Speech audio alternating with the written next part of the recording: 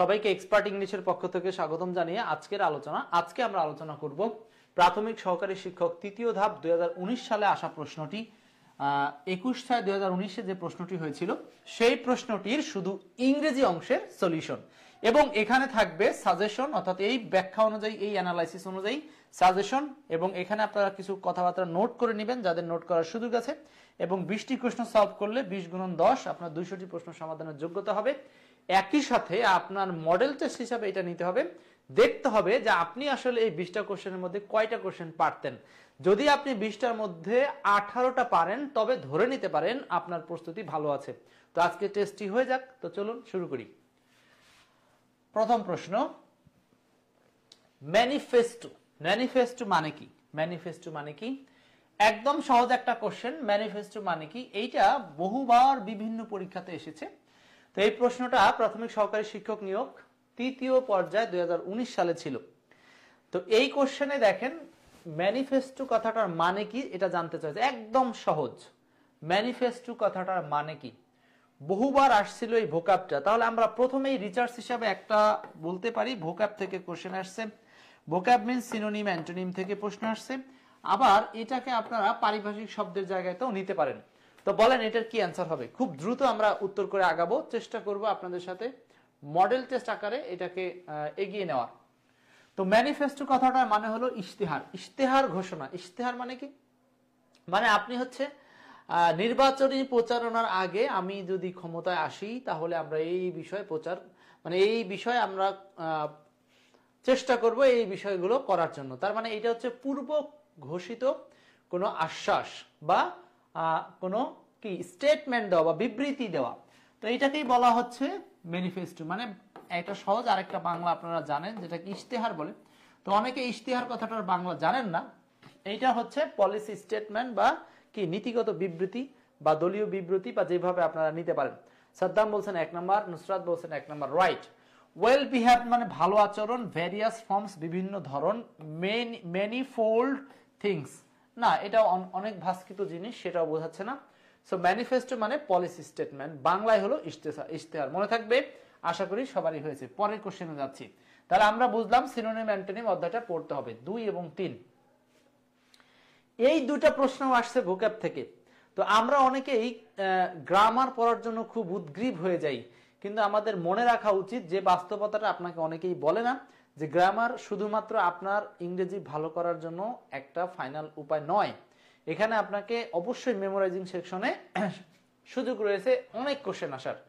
তো আজকে সেটা আপনাদের সাথে প্রমাণ হবে। সাদ্দাম বলেন, সাদ্দাম ভাই বলেন 2 এবং 3। 2 নম্বরে বলছে what is the antonym of gentle. একদম সহজ, এর বাইরে কোনো সহজ কোশ্চেন আমার মনে হয় না আপনারা পাবেন। জেন্টল কথাটার মানে কি কি হতে পারে? জেন্টল মানে হচ্ছে ভদ্র, বা আরেকটা সুন্দর বাংলা হচ্ছে মার্জিত, ভদ্র বা মার্জিত। এখন এখানে চেয়েছে কি সিনোনিম নাকি অ্যান্টোনিম? বলেন অ্যান্টোনিম। কি চেয়েছে বলেন? অ্যান্টোনিম চেয়েছে। তো অ্যান্টোনিম হচ্ছে রুড। রুড মানে কি? ক্ষুব্ধ, বা যেটাকে আমরা বলি অমার্জিত বা অসভ্য, যে কোনো একটা শব্দ বলতে পারেন।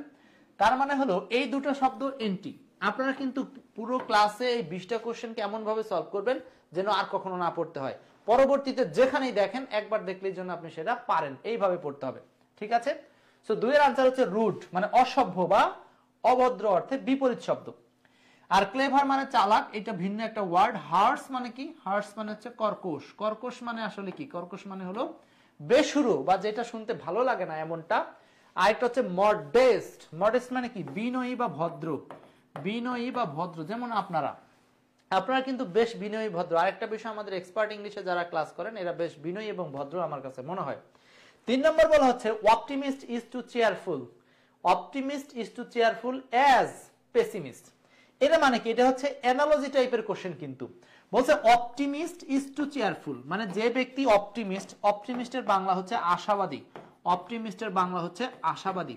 আশাবাদী যেমন আমি আপনাদেরকে নিয়ে আশা করতে পারি ইনশাল্লাহ আগামী প্রাইমারি পরীক্ষা যারা দিবেন তারা নিঃসন্দেহে এবার শেষ প্রস্তুতি হিসাবে নেবেন। বারবার পড়ার দরকার নাই, কয়েকবার একটু কষ্ট করে কয়েকটা মাস পড়েন। সারা জীবন পড়াশোনা করার সুযোগ থাকে না, ভালো লাগে না।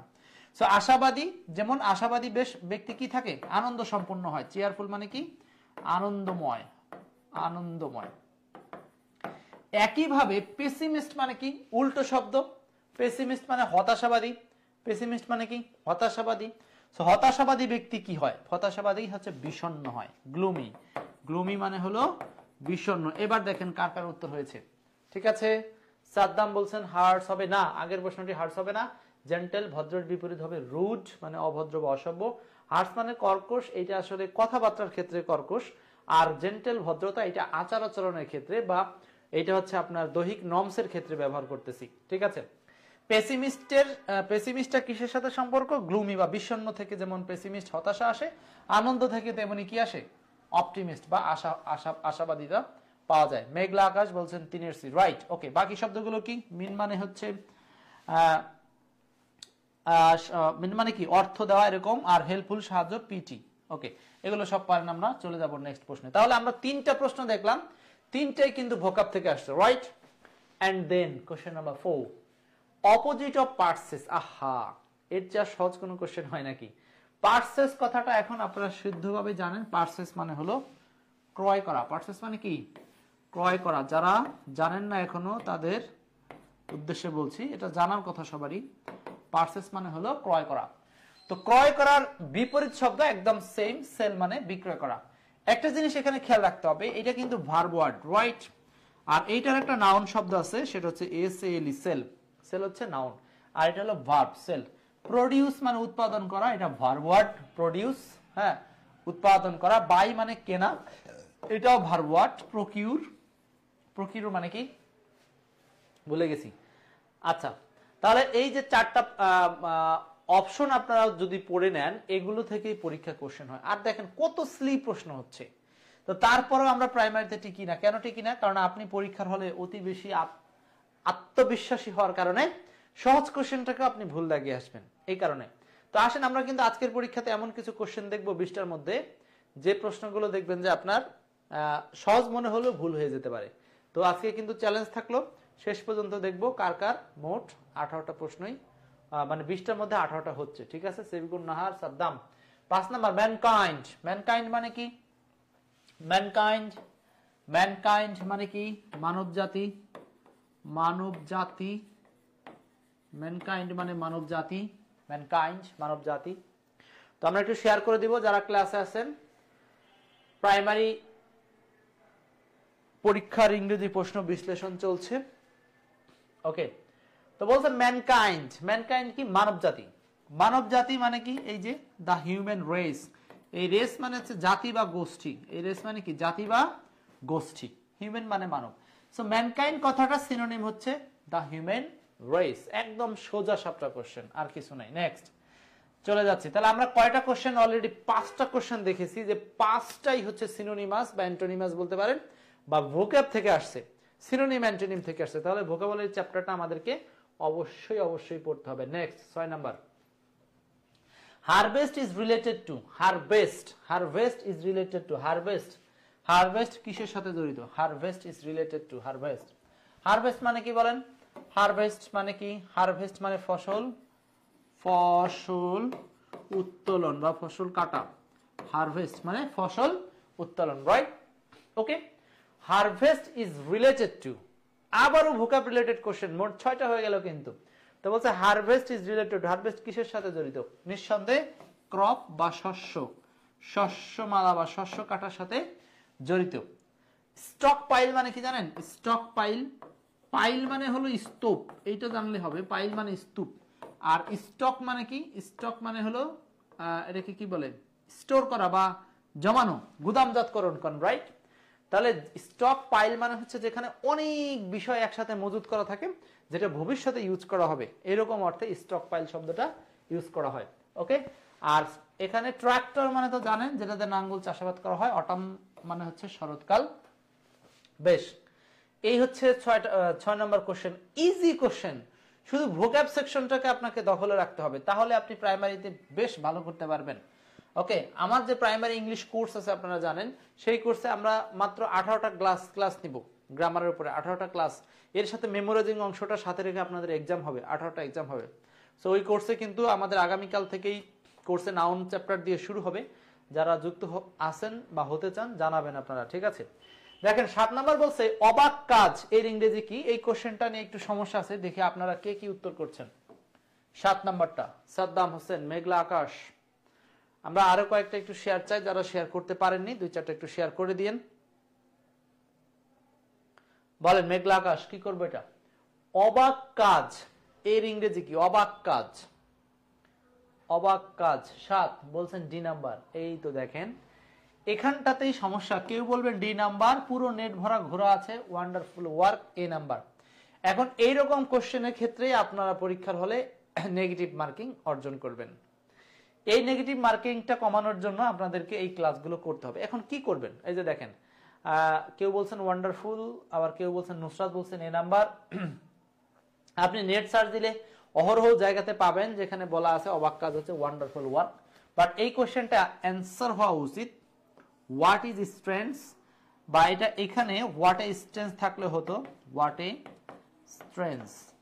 এই স্ট্রেংথস কথাটা মানে আমরা অনেকে জানি যে অদ্ভুত, কিন্তু এই অদ্ভুত এই শব্দটাই জাস্ট এখানে অবাক কাজ হিসাবে, বা যে কাজটা আগে কখনো দেখা যায় নাই এরকম সেন্সে ইউজ করা হচ্ছে। বাট এখানে এই কোশ্চেনটা যদি আপনি এইটা অ্যান্সার করেন পারফেক্ট হবে, এবং এইটা না থাকলে আপনি উত্তর করতে পারেন এই নাম্বার। দুঃখের বিষয় হলো সত্য যে ইন্টারনেটে আপনি যেখানে সার্চ দেন আনসারটা প্রথমে এটাই করা আছে। এখন আমি আবার এখানে বলতে চাই যে আপনি কোনটা উত্তর করবেন পরীক্ষার হলে, কোনটা নিবে, এটা কিন্তু আপনিও শিওর না, আমিও শিওর না। দ্যাটস ওয়াই এই ধরনের যখন কনফিউশনমূলক কোশ্চেন পাবেন এগুলো আমি বলবো পরীক্ষার হলে 50-50 চান্স হিসেবে দাগিয়ে আসবেন, এতটুকুই। ঠিক আছে? তো আমার মতে এই প্রশ্নের উত্তরটা হচ্ছে ডি নাম্বার। তবে ডি না থাকলে আপনি কি উত্তর করতে পারেন? এ নাম্বারও উত্তর করতে পারবেন। ওকে। আবার কেউ যদি মনে করেন না আমি আপনার সাথে একমত প্রকাশ করলাম না, আমি হচ্ছে এ নাম্বার দাগাতে পারেন, আমি কিছু বলতে পারবো না, কারণ দুইটাই আমার কাছে 50-50 মনে হয়েছে। এগুলো নিয়ে বিতর্ক করার কোনো সুযোগ নাই। ঠিক আছে? What a strengths. একজন বলছেন কি অদ্ভুত। হ্যাঁ, ওইটাই হচ্ছে অবাক কাজ। কি অদ্ভুত, অবাক কাজ, ওইটারই সিনোনিমাস হচ্ছে এই মিনিংটা, সিনোনিমাস মিনিং। ওকে, নেক্সট 8 এবং 9।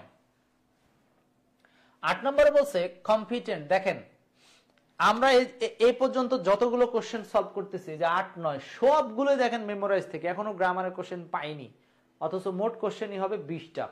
রাইট? 8 নম্বর বলছে কম্পিটেন্ট। কম্পিটেন্ট, কম্পিটেন্ট মানে কি? কম্পিটেন্ট, কম্পিটেন্ট, কম্পিটেন্ট মানে হলো দক্ষ। কম্পিটেন্ট মানে দক্ষ। আবার আরেকটা শব্দ এটার বাংলায় হয় যোগ্য, দক্ষ বা যোগ্য। খুবই সহজ, সিলি ওয়ার্ড। তো এটা অ্যান্সার কি হবে? কম্পিটিটিভ, প্রতিযোগিতামূলক না। ফোর্সফুল মানে কি? ফোর্সফুল মানে জোরপূর্বক, বলপূর্বক। কমিউনিকেটিভ মানে যোগাযোগমূলক। আর এইবল মানে দক্ষ বা সক্ষম। সো 8 এর অ্যান্সারটা ডি নাম্বার। আমার মনে হয় আপনাদের কারোই ভুল হবে না। এরপর আসেন 9 নাম্বার। বলেন 9 নাম্বারটা কি হবে? 9 চুজ দ্য কারেক্ট স্পেলিং।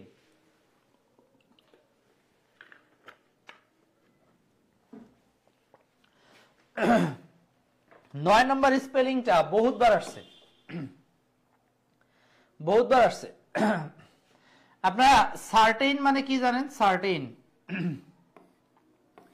এই সার্টেইন শব্দটাই সামনে শুধু এস যোগ হয়েছে।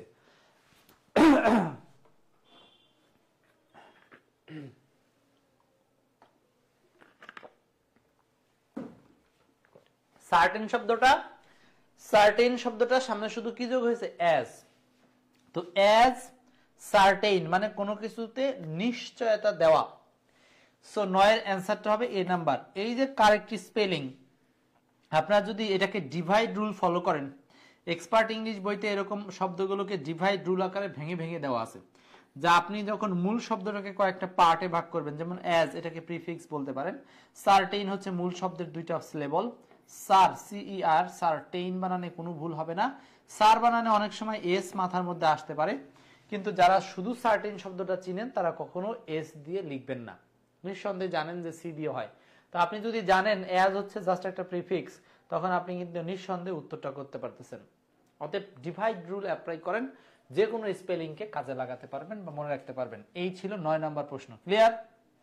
চলে আসেন কোশ্চেন নাম্বার 10। এই প্রথম আগের যে 9টা কোশ্চেন ছিল 9টাই কিন্তু আমরা দেখছি যে ভোকাব সেকশন থেকে ছিল, বুঝতে পারছেন। এখন দেখেন 10 নম্বর প্রশ্নটা আমরা একটা প্রশ্ন পেলাম গ্রামার থেকে। সো বলেন তো এইটাও কি কোনো কঠিন গ্রামার? তো প্রাইমারি পরীক্ষা নিয়ে আপনারা কেন ভয় পাবেন? ভয় পাওয়ার কোনো কারণ নাই, শুধুমাত্র আমি বলি যেটা ইংরেজিতেই সম্ভব 25-এর মধ্যে 25 তোলা।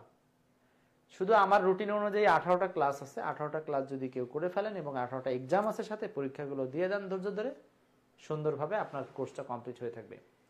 তো এখানে বলছে headmaster is the dash person in the village. হ্যাঁ, বলছে গ্রামে হেডমাস্টার কি? Headmaster is the dash person in the village. কে না পারবে এটা বলেন? এখানে দুইটা প্যাস, একটা হচ্ছে এই দি শব্দটা হচ্ছে সুপারলেটিভ ওয়ার্ডের জন্য সামনে বসে আছে, ওকে। এখন আপনি বেটারও দিচ্ছেন না, ওয়াইজও দিচ্ছেন না। আপনি এখানে ওয়াইজ দিলে দিতে পারতেন, কিন্তু এখানে যেহেতু গ্রামের মধ্যে একটা আলাদা লোকেশন ফিক্সড করে দিয়েছে, তার মানে ভিলেজের মধ্যে, মানে অনেকের মধ্যে একজনকে ফিক্সড করছেন, সেটা হলো হেডমাস্টার। সো আপনি এটা সুপারলেটিভ ইউজ করবেন। এখন বেস্টও সুপারলেটিভ, ওয়াইজেস্টও সুপারলেটিভ। আমরা এখন এই প্রধান শিক্ষক জ্ঞানের দিক থেকে সে বেস্ট হতে, সর্বশ্রেষ্ঠ হতে পারে, বাট সে যে সকল দিক থেকে বেস্ট হবে এটা বলা যাবে না। বেস্ট মানে যে আসলে সার্বিকভাবে বেস্ট, গুড বেটার বেস্ট, ভালো ভালো ভালো। সো এখানে দুইটা অ্যাডজেক্টিভ থাকা সত্ত্বে আমরা এখানে আপনাদের ব্রেইন টেস্ট করা হচ্ছে এখানে যে আপনি আসলে কোনটা বলবেন। দেখছেন প্রাইমারি রিলেটেড সেন্টেন্সটা দিয়েছে কিন্তু, হ্যাঁ প্রাইমারি রিলেটেড সেন্টেন্স দিয়েছে। কেউ বলতেছেন বেস্ট, যেমন এই যে নাহার বলছেন হচ্ছে বেস্ট হবে না, এটা আমরা ওয়াইজেস্ট করব, ঠিক আছে। যদি ওয়াইজেস্ট না থাকলো বেস্ট নিতাম না। তো দুটোই সঠিক। এখন প্রশ্ন হচ্ছে যে বাক্যের অপশনে যেহেতু দুইটা রাখছে, এখন আপনাকে বিপদের মধ্যে ফেলে দিয়েছে। তো এই যে এখান থেকে দেখেন কিছু স্টুডেন্ট কাটা পড়ে যাবে, ঠিক আছে। সো অ্যান্সারটা হচ্ছে আসলে ওয়াইজেস্ট। অ্যান্সার হবে কি? ওয়াইজেস্ট। 10-এর answer B number. Okay, next কোশ্চেনে যাব। 11 চলে গেল অলরেডি। 10টা প্রশ্ন, জানি না কার কয়টা হয়েছে। আমরা কিন্তু বলেছি 20টা কোশ্চেনের মধ্যে আপনার চ্যালেঞ্জ হচ্ছে 18টা পারেন কিনা। ওকে, সাইমন নাহার নোটিফিকেশন পান না, এটা আমাদের পেজে ফ্রি ক্লাস চলছে। পেজে যাদের নোটিফিকেশন অ্যাক্টিভ করা আছে তারাই তো নোটিফিকেশন পাওয়ার কথা। বলছে he said what is pity, বাক্যের ইনডিরেক্ট স্পিচ কি হবে? He said what is pity, বাক্যের ইনডিরেক্ট কি হবে? সে বলল হোয়াট ইজ পিটি, বাক্যের ইনডিরেক্ট স্পিচ কি? খুব সহজ। ন্যারেশনের ক্ষেত্রে আমরা 4টা স্টেপ ফলো করি বা 4টা কাজের মাধ্যমে ন্যারেশন শেষ করি। সেই 4টা কাজ কি কি যারা জানেন? প্রথম হচ্ছে লিঙ্কার বসানো, লিঙ্কার বসানো নিয়ে কাজ করি। টেন্স পরিবর্তন নিয়ে কাজ করি, পার্সন পরিবর্তন নিয়ে কাজ করি এবং শব্দ পরিবর্তন নিয়ে কাজ করি। এই 4টা কাজের মাধ্যমে আমরা ন্যারেশন কমপ্লিট করি। এখন লিঙ্কার বসাবেন কিভাবে? এই সেন্টেন্সটা এখানে কোন সেন্টেন্স? Exclamatory sentence. তো exclamatory sentence explained with sorrow অথবা দ্যাট, এইভাবে সরাসরি থাকে। দ্যাট দ্যাট দ্যাট 4টাতে সেম। ওকে, লিঙ্কার বসানো সেম। টেন্স নিয়ে কাজ করব। টেন্স বসালে এইখানে টেন্সটা ছিল কোন টেন্সে?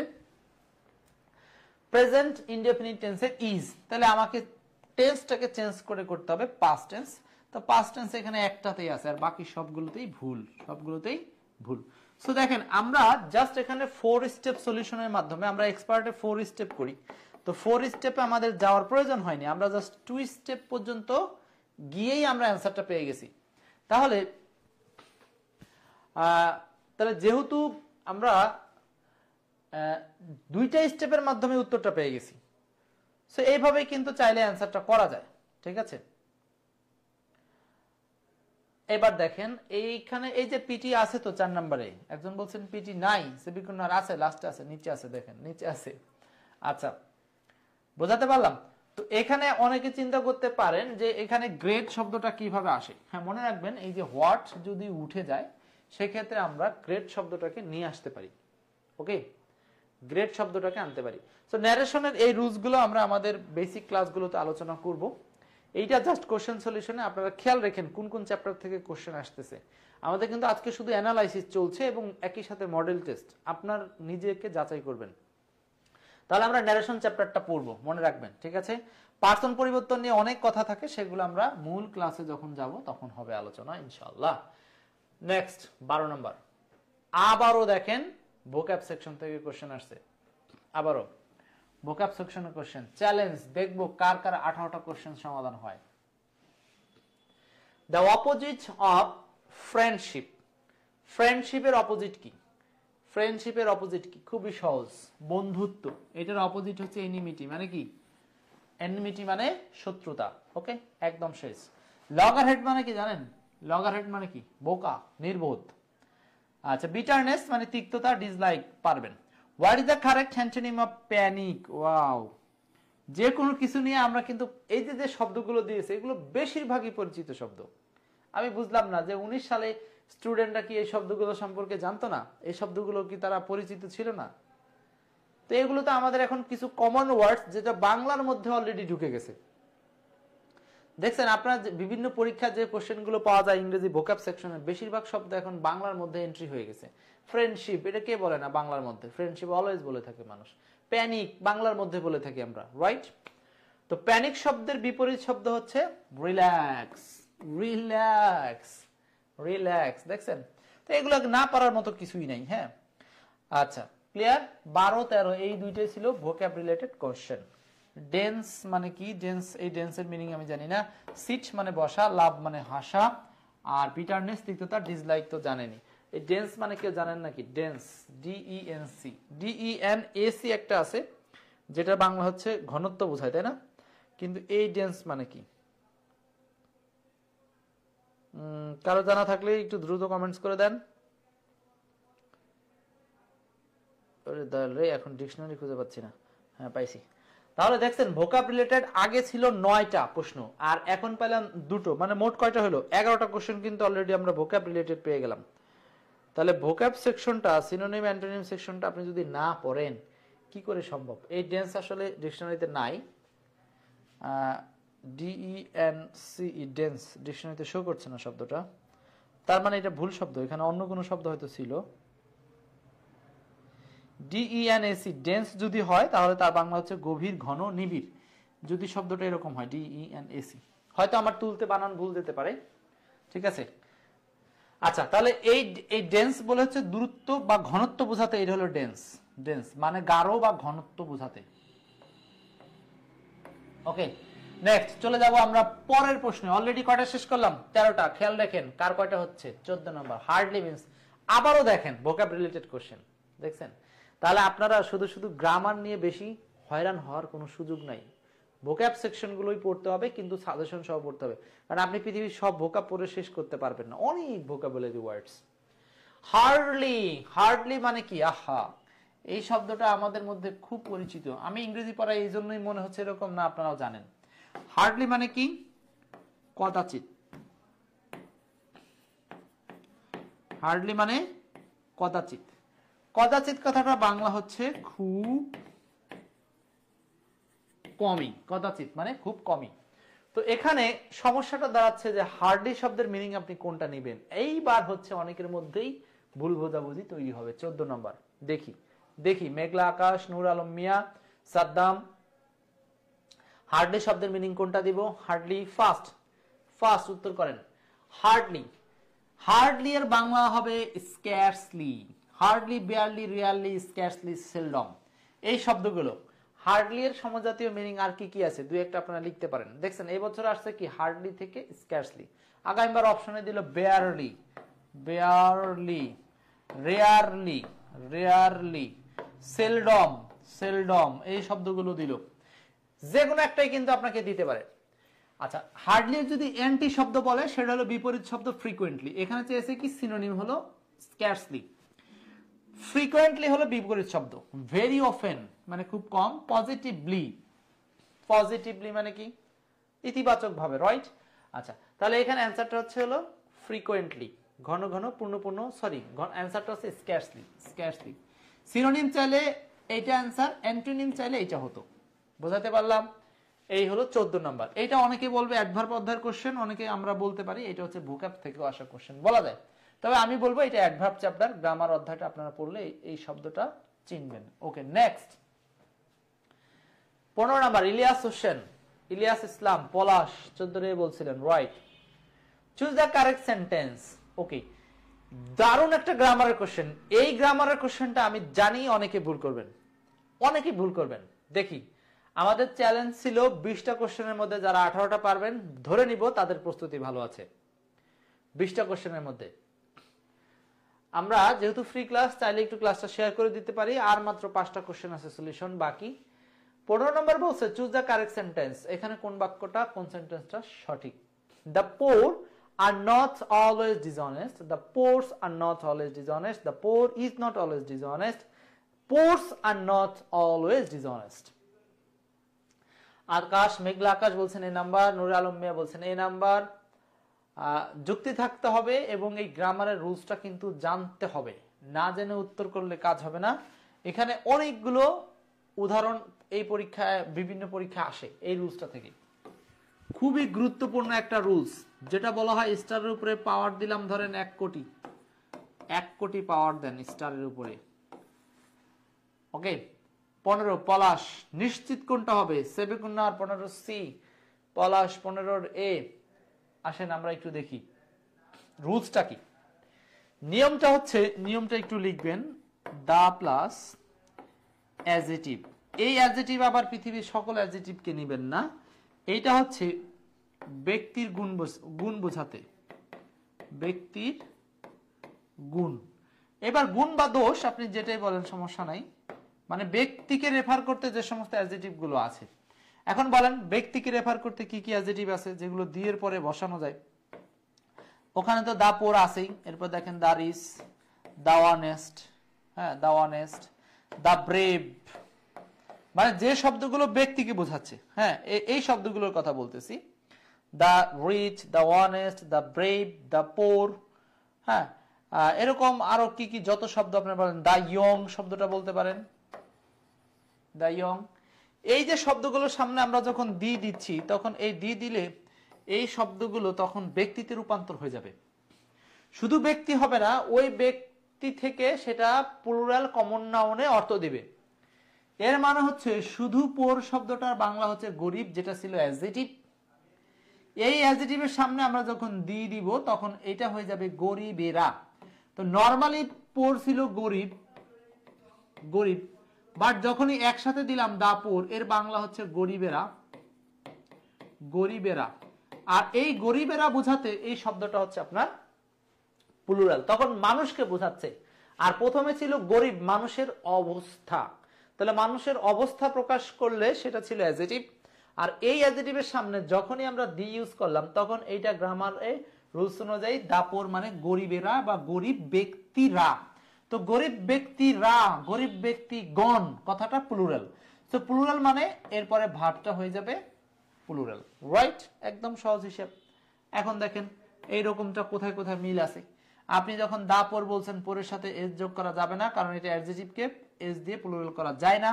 দা পোর এইটা ঠিক আছে প্লুরাল, কিন্তু এখানে ভার্বের সাথে ম্যাচিং নাই। শুধু পোর্স বলার কোনো সুযোগ নাই, কারণ পোর হচ্ছে অ্যাডজেটিভ, অ্যাডজেটিভের সাথে এস যুক্ত করা যাবে না। ওকে, এইবার আসেন, এই হলো কারেকশন রিলেটেড কোশ্চেন। তো আমাদের প্রাইমারি পরীক্ষার জন্য কারেকশন চ্যাপ্টারটা পড়তে হবে। ঘুরিয়ে বললে এই কারেকশনটা এসেছে কোন চ্যাপ্টার থেকে? এই কারেকশন চ্যাপ্টারটা অ্যাডজেটিভ অধ্যায় থেকে আসছে। সো আমি যখন স্বাভাবিকভাবে আপনাদের অ্যাডজেটিভ চ্যাপ্টারটা পড়াবো পেইড বেসের ক্লাসে, তখন কিন্তু অ্যাডজেটিভের কোন জায়গা থেকে কোশ্চেনগুলো হয়েছে বা হয় ওই রুলসগুলো আমি বেশি পড়াবো, ঠিক আছে? একই সাথে বিসিএস এর রুলসগুলো আপনাদেরকে টাচ করব, কারণ ওইগুলো আমাদের পরীক্ষার জন্য জরুরি। আচ্ছা, এই হচ্ছে আপনাদের কারেকশন রিলেটেড কোশ্চেন। অ্যান্সারটা হচ্ছে এ নাম্বার। যাদের উত্তর সঠিক হয়েছে ধন্যবাদ, যাদের সঠিক হয় নাই তাদেরকেও ধন্যবাদ। পরবর্তীতে চেষ্টা করবেন। 16 আরেকটা গুরুত্বপূর্ণ রুলস থেকে কোশ্চেন আসছে। 16 চুজ দ্য কারেক্ট সেন্টেন্স। আরেকটা কারেকশন রিলেটেড কোশ্চেন দেখি। ইলিয়াস ভাই, শারমিন শিমু, শারমিন শিমু বলছিলেন হচ্ছে 15 এ নাম্বার, সেবিকুন্নাহা 15 এ। 16 নাম্বার দেখবো 20টা প্রশ্নের মধ্যে আপনাদের যোগ্যতা কয়টা কোশ্চেন পর্যন্ত সলিউশনের জায়গায় আছে। 20টা কোশ্চেনের মধ্যে আসেন, choose the correct sentence. 16 number 50 miles is a long distance. 50 miles is a long distance. 50 miles has a long distance. দুইবার বলছে 50 miles are a long distance. ওকে, 16 নাম্বারটা দেখবো কার কার উত্তর হচ্ছে। আজকে কিন্তু 20-এর মধ্যে 18 পাওয়াই আপনাদের চ্যালেঞ্জ থাকবে। 50 mile is a long distance. 50 miles is a long distance. Okay, আসেন আমরা একটু জিনিসটা বুঝি।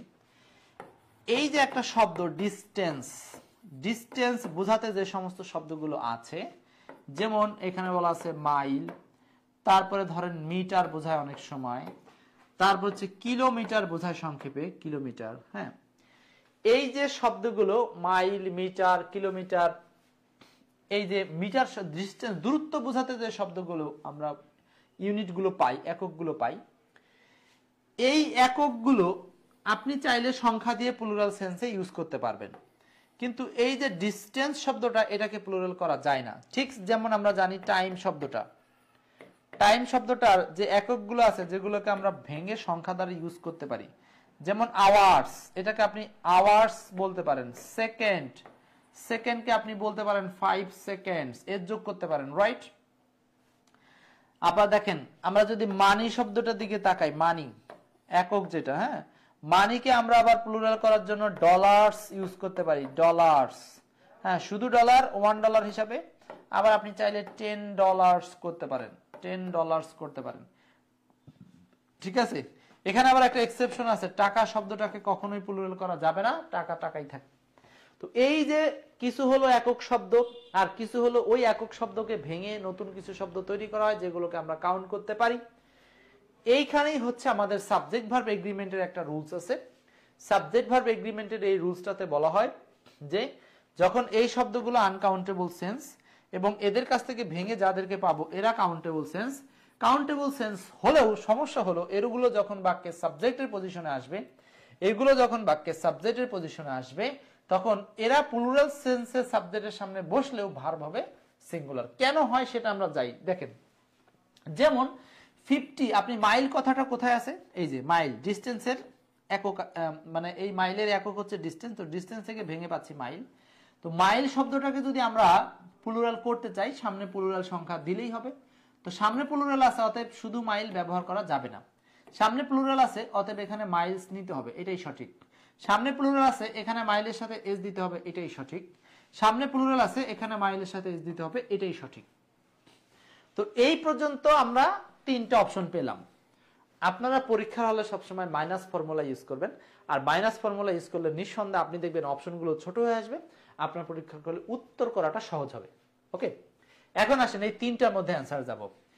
ইজ, হ্যাজ, আর, এই যে এখান থেকে আমরা এই অপশনটা বাদ দিতে পারি। কেন? কারণ এখানে আর হবে না। কেন আর হবে না সেটা বলি। 50 মাইলস, 50 মাইলস মানে কি? 50 মাইল। ধরে নেন 50 মাইল এই পর্যন্ত থেকে এই পর্যন্ত, এখানে মোট 50 মাইল একটা জায়গা আছে, কথার কথা বলে নিলাম 50 মাইল। 1 2 3 4 5 6 7 8 9 10 50, এইখানে 1 আর এখানে 50তম। তো আপনার এই জায়গাটাতে যেটা বোঝানো হচ্ছে যে 50 মাইল গুলো নয়, বরং এইখান থেকে শুরু করে এই পর্যন্ত যে 50 মাইল আছে, এই পুরোটা একটা অংশ।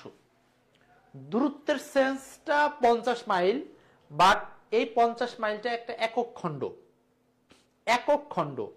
সো এখানে 50 মাইলকে বারবার 50 mile, 1 mile, 2 mile, 3 mile, 5 mile এইভাবে আলাদা আলাদা সাবজেক্ট করা হয়নি, বরং 50 মাইলস যে দূরত্ব, এই দূরত্বটা একক sense, single sense. That's why এটাকে সিঙ্গেল ভেবে এখানে ভার্ব করতে হয় সিঙ্গুলার। তো ভার্ব সিঙ্গুলার হিসাবে ইজ অথবা হ্যাজ দুইটার মধ্যে অ্যান্সার ঘুরবে। এখন দেখেন সি নাম্বারে ভুল কোথায়? এখানে এ লং লং 2 বার আছে, এই জন্য ভুল। এ লং লং 2 বার আছে, এই জন্য ভুল। আরেকটা ভুল হচ্ছে এখানে 50 মাইলস এর পরে হ্যাজ হবে না, কারণ এখানে থাকা অর্থ দিচ্ছে না, বরং কোনো কিছু হওয়া অর্থ দিচ্ছে, এই জন্য এখানে অ্যান্সার হবে is. 50 mile is a long distance. 50 Miles হচ্ছে একটা মানে বড় দূরত্ব বা কি লম্বা দূরত্ব। এই কোশ্চেনটা যারা বুঝছেন, সেম ভাবে আপনাদের অনেকগুলো কোশ্চেন এখান থেকে তৈরি করে দিবে, ঠিক আছে? 10 hours is a long time, হ্যাঁ, বলতে পারে $5000 ইজ মেনি, বলবে কি ইজ মাচ মানি, এরকম করে বলতে পারে। সো এইগুলো যতই প্লুরাল আকারে সাবজেক্টে আনেন, আমরা ভার্ব করব সিঙ্গুলার। ওকে, চলে যাব আমরা পরের প্রশ্নে। 16, আশা করি বুঝতে পারছেন সবাই। 17, এখানে এই দুইটা প্রশ্ন আবার গ্রামার থেকে বলা যায়, গ্রামার বা মেমোরাইজিং মিলিয়ে। Saddam, মেঘবালিকা, 16B 16B 16B। দেখেন কোশ্চেন অ্যানালাইসিস শুধু কোশ্চেনটা পারলে হবে না, ওই কোশ্চেনের বিশ্লেষণ বুঝে আরো নতুন কোশ্চেন থাকলে সেগুলো যেন সলভ করতে পারি, এই বিষয়ে আপনাকে অ্যাক্টিভ হতে হবে। আসেন 17, পাস ফর মানে কি? পাস ফর কথাটার মানে কি? পাস ফর মানে হচ্ছে অ্যাপিয়ার টু বি, মানে কি উপস্থিত হওয়া বা হাজির হওয়া বা কারো সম্মুখে আসা। 18 নম্বর, এভরিবডি লংস, এটা তো অনেকেরই মুখস্থ, মানে প্রত্যাশা করা বা আশা করা, আশা করা, এই অর্থে ফর হবে, longs for. Everybody long for happiness, longs for happiness. হ্যাঁ, এখানে লং ফর মানে হচ্ছে কোনো কিছু প্রত্যাশা করা, আশা করা বা অধীর আগ্রহে চাওয়া, এটার নামই হচ্ছে লং ফর। রাইট, 17, 18 শেষ, কমপ্লিট। পাস ফর, দেখেন এই কোশ্চেনটাও মেমোরাইজ থেকে আসা, আর এই কোশ্চেনটা আবার গ্রামার থেকে আসা। তাহলে সব মিলে আমরা 18 পর্যন্ত কোশ্চেনে বেশি গ্রামার পাইনি, মাত্র 5-6টা পেয়েছি, আর বাকি সবই পেয়েছি মেমোরাইজ। এখন বুঝেন যে আসলে প্রস্তুতিটা কিসের উপর নিতে হবে। এবং আজকের শেষ দুটি প্রশ্ন 19, 20, 19 এবং 20। What is the antonym of famous? What is the antonym of famous? Famous শব্দের অ্যান্টোনিম কি? 19 নম্বর,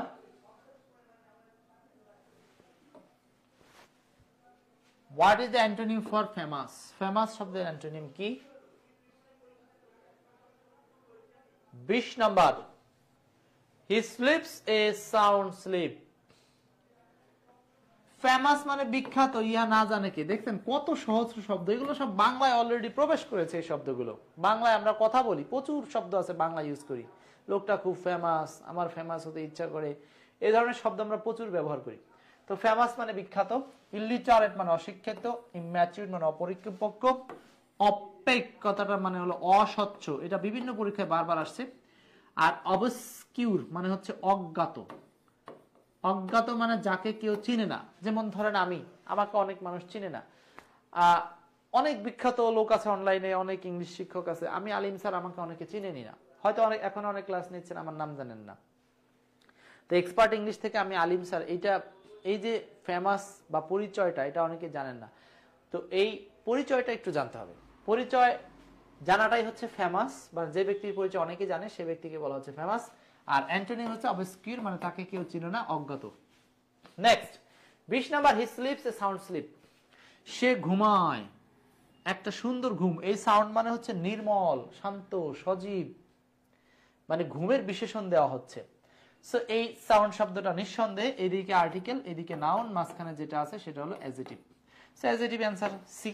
দেখেন অ্যাডজেক্টিভ অধ্যায় থেকে কোশ্চেন হয়েছে, আর এই কোশ্চেনটা আবারও সিনোনিম অ্যান্টোনিম থেকে কোশ্চেন হয়েছে। এই 2019 সালের এই কোশ্চেনটাতে সিনোনিম অ্যান্টোনিম থেকে আমরা না হলে 6টার মতো প্রশ্ন পাইছি, 6 বা 7টা।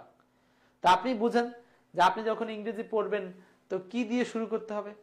অনেকে আছেন যে মুখস্থ চ্যাপ্টার পড়তেই চান, গ্রামার একটু কষ্ট করে বুঝে নিলে অনেক ভালো মজা পাই, কিন্তু ওই মজার সাথে আসলে কাজ করবে না। আপনারা আমাদের পেইড কোর্সে যে 18টা ক্লাস আছে, 18টা ক্লাস আপনি যদি করেন, সাথে 18টা এক্সাম দেন, আপনার প্রাইমারির পূর্ণাঙ্গ রুটিনটা কমপ্লিট হবে। এবং আমরা পরীক্ষার সাথে সাদৃশ্য রেখে 18টা ক্লাস 1 মাসেও শেষ করতে পারি, 36 দিনেও শেষ করতে পারি, 3, 18, 54 দিনেও শেষ করতে পারি। আমাদের কোর্সটা ওইভাবেই সাজানো আছে। সো প্রাইমারি ইংলিশ কোর্সটা যাদের এখনো পর্যন্ত এন্ট্রি হন নাই, কালকে থেকে ক্লাস পেয়ে যাচ্ছেন, আপনারা 18 ক্লাসের এই কোর্সে যুক্ত হয়ে যাবেন। আর যুক্ত হওয়ার জন্য তো উপরে নিঃসন্দেহে দেখতে পাচ্ছেন একটা নাম্বার দেওয়া আছে, ওই নাম্বারে হোয়াটসঅ্যাপে মেসেজ করবেন। এবং হোয়াটসঅ্যাপ আপনারা চাইলে, আমাদের কোর্স ফি হচ্ছে মাত্র 330 টাকা। এই 330 টাকা সেন্ড মানি করে আমাদেরকে জানালে আমরা আমাদের সিক্রেট গ্রুপে জয়েন করে নেব। ঠিক আছে, সিক্রেট গ্রুপে জয়েন করলে আপনি 18টা রুটিন ক্লাসের রুটিন পাবেন, প্লাস 7টা কোশ্চেন অ্যানালাইসিস মূলক ক্লাস আছে, সেই অ্যানালাইসিস ক্লাসটাও আপনারা পেয়ে যাবেন। সো এই ছিল আপনাদের সাথে আজকে প্রাইমারি কোশ্চেন বিশ্লেষণের ক্লাস। আর পাশাপাশি যারা প্রাইমারিতে পূর্ণাঙ্গ, প্রাইমারি সহ সকল চাকরিতে পূর্ণাঙ্গ মার্ক অর্জন করতে চান, তারা এই এক্সপার্ট ইংলিশ বইটা নেবেন। কারণ আমরা এই বই থেকেই দেখেছি বিগত সালে সকল কোশ্চেন কমন ছিল, এবং বাংলাদেশের আপডেটকৃত বই এটা, যেটা একেবারে প্রতি সালের কোশ্চেনগুলো এখানে এন্ট্রি করা হয়। ক্লিয়ার? সব মিলে আজকের মতো এই পর্যন্তই। ভালো থাকেন। কারো কোনো প্রশ্ন থাকলে বলতে পারেন।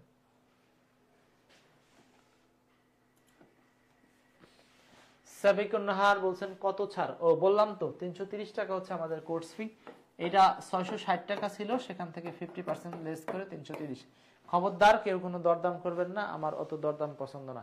এমনিতেই 660 টাকার কোর্স 50% কমিয়ে 330 টাকার কথা বলা হচ্ছে, ঠিক আছে। আরেকটা বিষয় হচ্ছে আপনাদের সাথে এক্সপার্ট ইংলিশ থেকে খুব শীঘ্রই আমরা ম্যাথের কোর্সটা নিয়ে আসব। ম্যাথের ক্লাস আগামীকাল হচ্ছে আপনাদের হতে পারে আগামীকাল আপনাদের সাথে আমার একটা ফ্রি ক্লাস থাকবে ইনশাল্লাহ, সম্ভবত 7টার সময় নিব আমরা, ক্লাসে ঘোষণা দিয়ে দিব সন্ধ্যার দিকে কয়টার সময় ক্লাস হবে, ঠিক আছে। সো এই বলে আজকের ক্লাসটা শেষ করতে চাচ্ছি। কারো কোনো প্রশ্ন থাকলে বলতে পারেন, নতুবা ক্লাস থেকে বাই বাই, টাটা।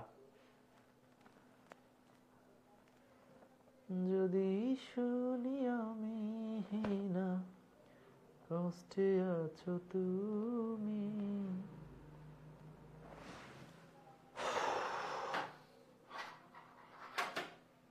ঠিক আছে, হোয়াটসঅ্যাপে নক করবেন, কথা হবে আর দেখা হবে আমাদের পরবর্তী লাইভ ক্লাসে। ততক্ষণ ভালো থাকেন, আল্লাহ হাফেজ।